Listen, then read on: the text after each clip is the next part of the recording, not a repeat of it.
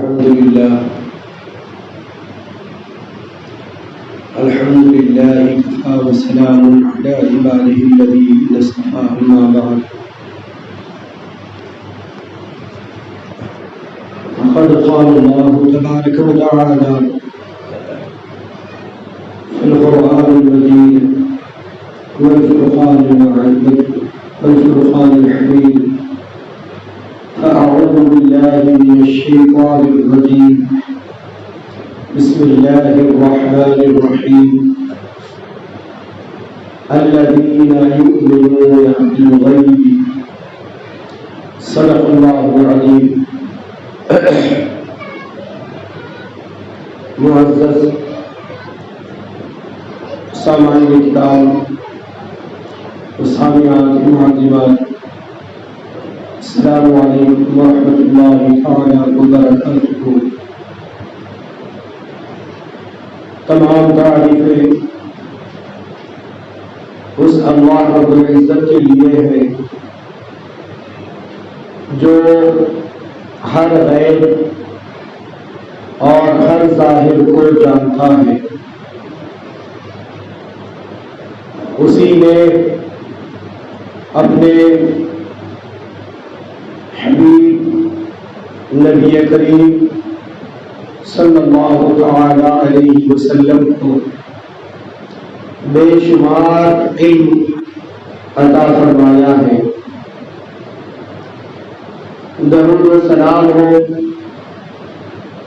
سید الانبیاء حضرت احمد مجتبی محمد مصطفیٰ صلی اللہ تعالی علیہ وسلم پر، جن کو اللہ تبارک و تعالی نے وہ علم عطا فرمایا ہے جو کسی کو نصیب نہیں ہوا، جن کی شان میں وہابیوں نے گستاخی کر کے اپنا انجام بدتر بنا لیا ہے.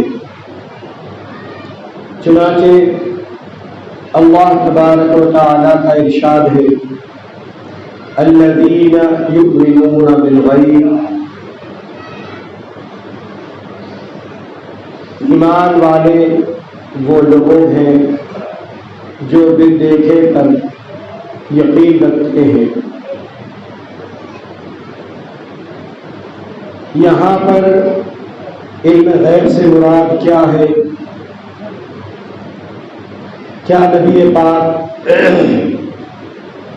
صاحب دولات سیاح لامقام حضور رحمت للعالمین صلی اللہ تعالی علیہ وسلم کو علم غیب تھا؟ اگر تھا تو وہ کیسا تھا؟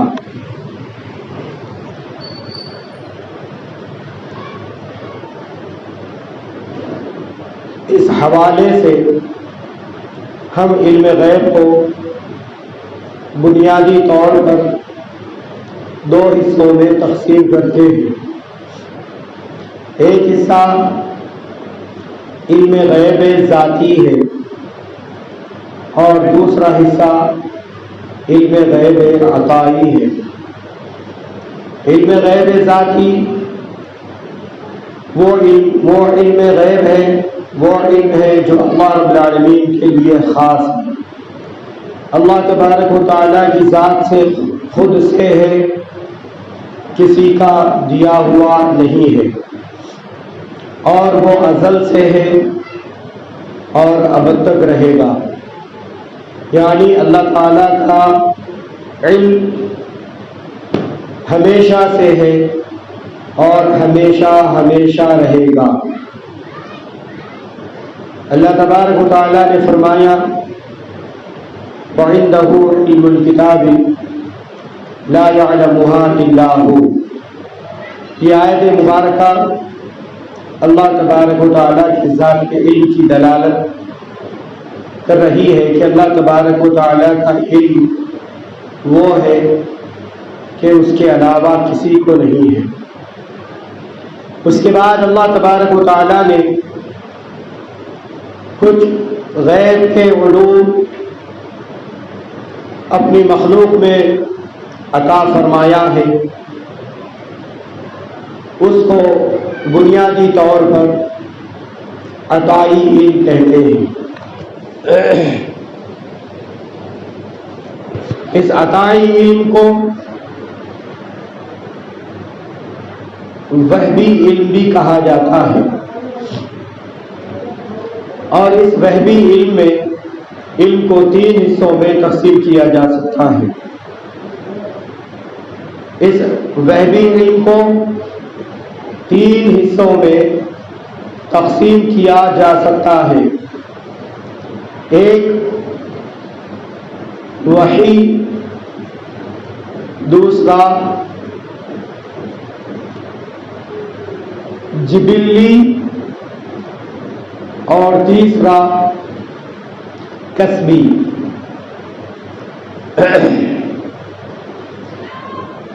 یہ جو وحی ہے یہ اللہ تبارک و تعالی اپنی مخلوق میں خاص کر انبیاء کرام علیہ السلام کی جماعت کو منتخب فرماتا ہے، پھر اللہ تبارک و تعالی اس میں اپنی رضا اور اپنی منشا کے مطابق تقسیم فرماتا ہے، عنایت فرماتا ہے۔ پھر وحی کے 6-7 قسمیں کی جاتی ہیں، ان میں خواب بھی ہے جو انبیاء کو خواب کے طور پر دیا جاتا ہے، پھر الہامات کے ذریعے سے عنایت کیا جاتا ہے، پھر فرشتہ ظاہری شکل میں اور مخفی صورت میں حاضر ہو کر علوم اللہ کی جانب سے تحفتاً دے کر جاتا ہے۔ اس کی مختلف صورتیں بتائی گئی ہیں۔ یہ وہ علم ہے جو انبیاء علیہ السلام کو سب سے پہلے عقل کا کمال درجہ عنایت کیا جاتا ہے، اور پورے شعور کے کمال درجے کے بعد، اور خصوصاً اس علم کے لیے اللہ رب العالمین ازل ہی سے اپنے نفوس قدسیہ کو چن لیتا ہے، انتخاب کر لیتا ہے، پھر وقت مقررہ پر ان کو یہ علم عطا فرماتا ہے۔ اس کے بعد جو دوسرے نمبر پر جو علم آتا ہے اسے جبلی علم کہا جاتا ہے، یعنی اس کا تعلق جبلت اور فطرت سے ہے۔ یہ اللہ تبارک و تعالی بلا کسی تخصیص کے تمام مخلوق کو عطا فرماتا ہے، اور بقدر ضرورت عنایت عطا فرماتا ہے۔ ہر مخلوق کو عطا فرماتا ہے، اور جس کو جتنی ضرورت ہوتی ہے اس ضرورت کے مطابق ان کو وہ علم عطا فرماتا ہے۔ اور یہ علم، اس میں عقل کی کوئی قید نہیں ہوتی، عقل والوں کو بھی عطا کرتا ہے جیسے کہ انسان اور جنات ہے، اور غیر عقل مخلوقات کو بھی عطا کرتا ہے جیسے کہ جانور ہے اور نباتات، شجر حجر وغیرہ ہے۔ تو اس علم میں یہ علم شعور کے تحت ہوتا ہے، اور جن مخلوقات کو یہ علم دیا جاتا ہے انہیں اس بات کی خبر نہیں ہوتی کہ ہمیں یہ علم دیا گیا ہے، لیکن وہ خود بخود بقدر ضرورت اس علم کا استعمال کر لیتے ہیں، اس کے باوجود انہیں اس بات کا شعور نہیں ہوتا ہے۔ اسی علم کو جبلت کہتے ہیں، فطرت کہتے ہیں۔ جیسے مثال کے طور پر دنیا کی سب سے چھوٹی مخلوق چینٹی ہے، اس کو آپ دیکھیے کہ وہ اپنے معاشرے میں مل جل کر رہتی ہے. یہ اللہ نے اسے شعور دیا ہے، یہ علم اسے دیا ہے، اور اپنے قافلے کے ساتھ ایک ڈسپلین کے ساتھ چلتی ہے، ادھر ادھر گمراہ نہیں پھرتی ہے. پھر اسی کے ساتھ وہ اپنی غذا کے لیے خوراک بھی جمع کرتی ہے.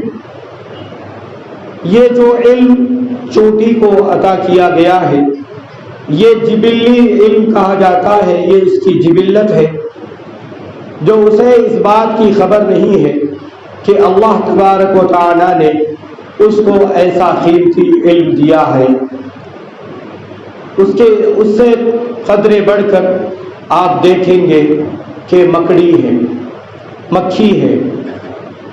مکھی کو آپ دیکھیں تو مکھی پھولوں پر جا کر رس کو پی لیتی ہے اور ایک پٹھا بناتی ہے، بہت ہی خوبصورت، اور اس کی حفاظت کرنے والا ایسا پٹھا بناتی ہے کہ انسانوں سے وہ پٹھا بننا قدرے مشکل ہوتا ہے. ایسا پٹھا بناتی ہے اور اس میں شہد کو جمع کرتی ہے. یہ جو اسے علم دیا گیا ہے، یہ علم کا کسی مکھی کو شعور نہیں ہوتا ہے، وہ غیر شعوری طور پر شہد بنانے کے سارے افعال انجام دیتی ہے. یہ بھی جبلت میں داخل ہے. اس سے آپ دیکھیں قدرے بڑی مکڑی ہوتی ہے، آپ مکڑی کو دیکھیں تو آپ یہ پائیں گے کہ وہ آپ کے گھروں میں جالا ڈالتی ہوئی آپ کو پائی جائے گی، اور اس کے جالے کو آپ بخور دیکھیں تو آپ کی عقل حیرت میں پڑ جائے گی کہ ایک چھوٹی سی چنے کے دال کے برابر بھی اس کی حیثیت نہیں ہوتی ہے، اس کا جثہ نہیں ہوتا ہے، لیکن گھر کے تمام چھت پر ایک ایسے بہترین انداز میں جالا بن دیتی ہے، دیکھنے والا اس جالے کو دیکھ کر بڑی ہی حیرت میں پڑتا ہے. اور یہ جالا بنانا بھی انسان کے لیے قدرے مشکل ہوتا ہے. تو یہ جو مکڑی کو علم دیا گیا ہے، یہ علم بھی اس کے غیر شعوری طور پر اسے دیا گیا ہے، اس کے شعور کے تحت آتا ہے. اور مکڑی کو اس بات کا علم نہیں ہے کہ مجھے ایسا بہترین علم عطا کیا گیا ہے. اس کے بعد پھر اگر آپ دیکھیں پانی کی مچھلی کو لے لیجئے. پانی کی مچھلی کو آپ دیکھیں گے کہ مچھلی جب انڈے دینے کا وقت آتا ہے تو ایسی محفوظ جگہ پانی میں تلاش کرتی ہے جہاں پر اس کے انڈوں کی حفاظت ہو سکے.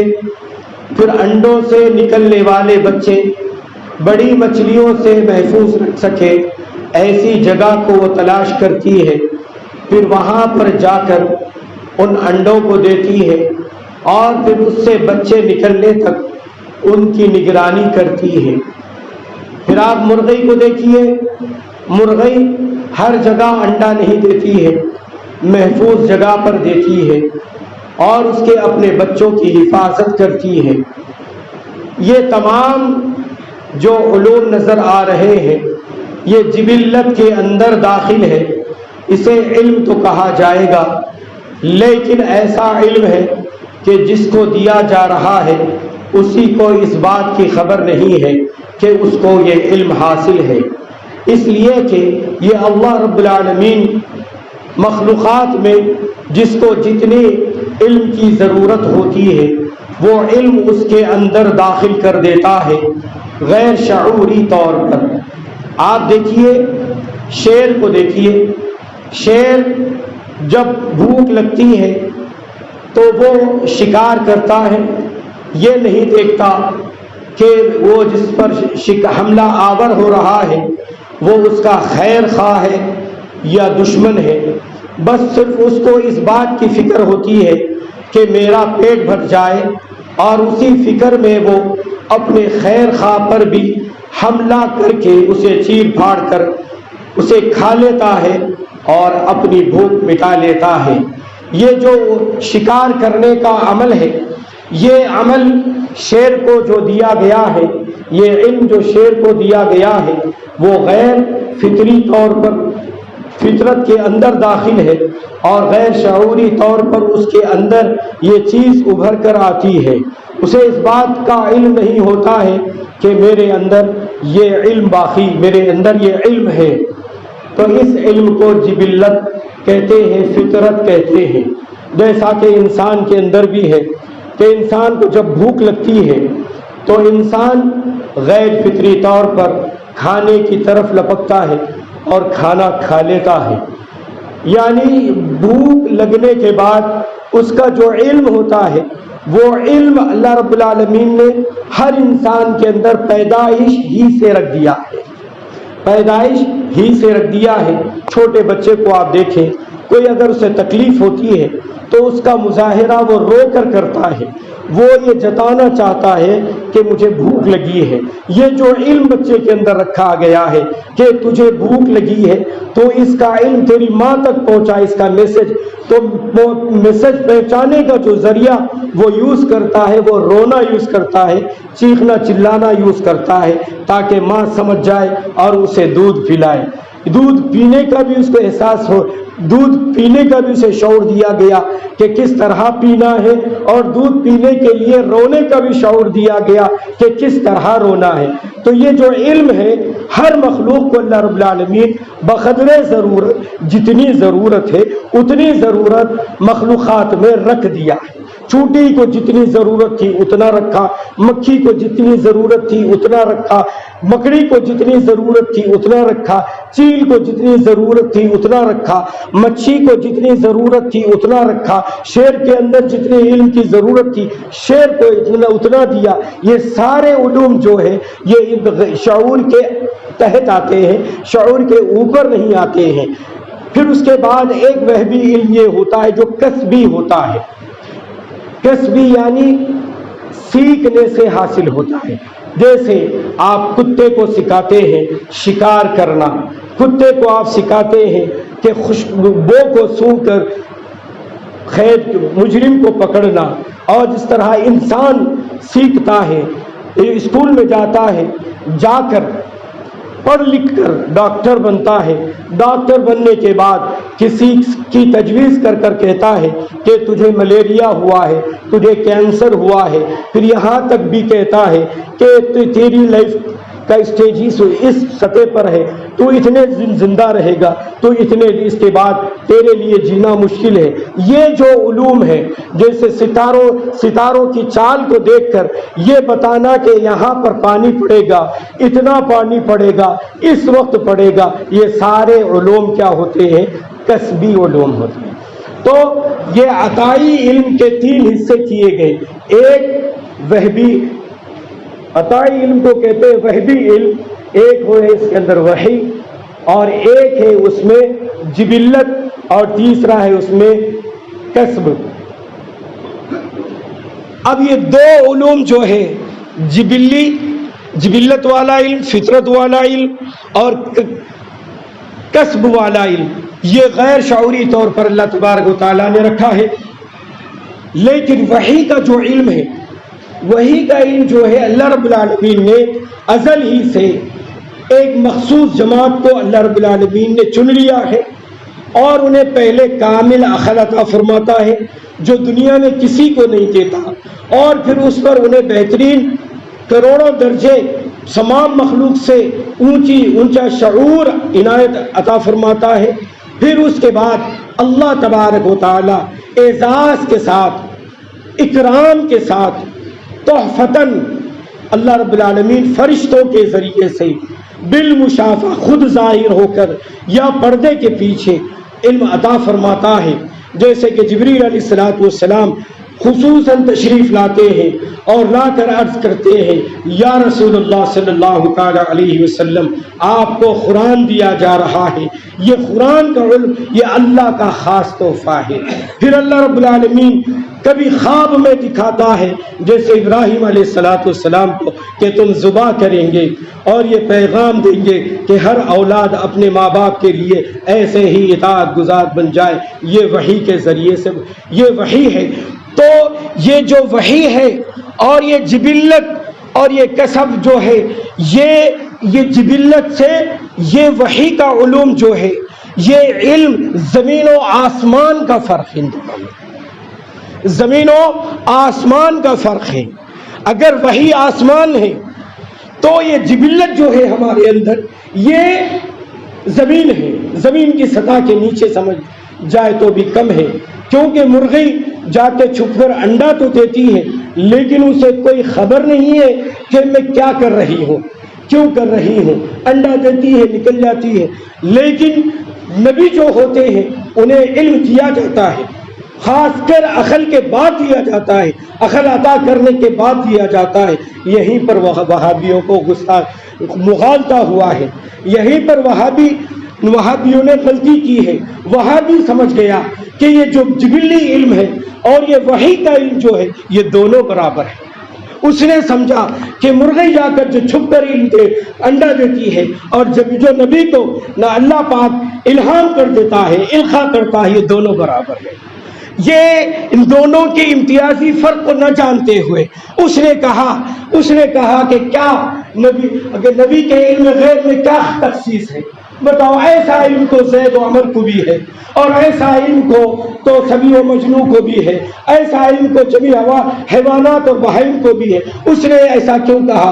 اس وجہ سے کہا کہ بیچارہ جاہل ہے، اس نے پڑھا تو سمجھا نہیں تو بول دیا، بولنے کے بعد سمجھا تو پھر اسی بات پر بزد ہے کہ اس بات پر وہ لوگ بزد ہے کہ جبلی علم اور وحی کا علم یہ دونوں کو لوگوں نے برابر سمجھا ہے۔ اور ایک بات یاد رکھیں، جب کوئی آدمی ایمان والا کوئی جملہ کہہ دیتا ہے، کوئی ایسا جملہ تحریر کر دیتا ہے جو کفر پر مبنی ہو، اس جملے پر کفر لازم آتا ہو اور اسے اس بات کی خبر نہ ہو، تو جب تک اس کو خبر نہ ہوگی اس کا ایمان معلق رہے گا، اس کا ایمان سینے سے نکل جائے گا، معلق رہے گا۔ اور جن لوگوں کو خبر پہنچ گئی ہوگی ان کے اوپر یہ ذمہ داری لازم ہوتی ہے کہ اس بات کی اس کو خبر دے دے کہ یہ جو تو نے کہا ہے یہ کفر پر مبنی ہے، کفر پر محمول جملہ ہے، اس سے تو رجوع ہو جا، تو توبہ کر لے۔ تو اس نے کہا کہ میں نے ایسا کوئی جملہ نہیں کہا، ایسا کوئی مضمون نہیں کہا جس پر کفر لازم آتا ہے اس پر وہ بزید رہا، اور اس کے جتنے معتقدین ہیں وہ تمام کے تمام اسی بات پر آج تک بزید ہے کہ ہم نے کوئی غلطی نہیں کی، کیونکہ آج بھی وہ لوگ یہ سمجھتے ہیں کہ جبلت اور وحی کا علم یہ دونوں برابر ہے، یہ دونوں برابر نہیں ہے۔ اس مختصر گفتگو سے آپ لوگ لیٹ آئے ہیں، پھر بھی جو سنا ہے اتنا تو سمجھ لیا ہوگا کہ جبلت الگ ہے، وحی الگ ہے۔ جبلت زمین ہے تو وحی آسمان ہے، اور جبلت غیر عقل اور غیر شعوری طور پر اللہ تعالی ہر مخلوق کو بقدر ضرورت دیتا ہے، تو وحی اللہ اپنے منتخب بندوں کو دیتا ہے۔ تو منتخب بندے وہ انبیاء ہوتے ہیں، اور انبیاء میں سب سے بڑھ کر میرے تمہارے آقا نامدار مدنی تاجدار ہے، وہ میرے آقا کو وہ علم دیا، وہ علمک ما لم تکن تعلم، فرمایا کہ اے میرے محبوب میں تمہیں وہ علم عطا کرتا ہوں جو کسی کو دیا نہیں۔ وما علینا الا البلاغ۔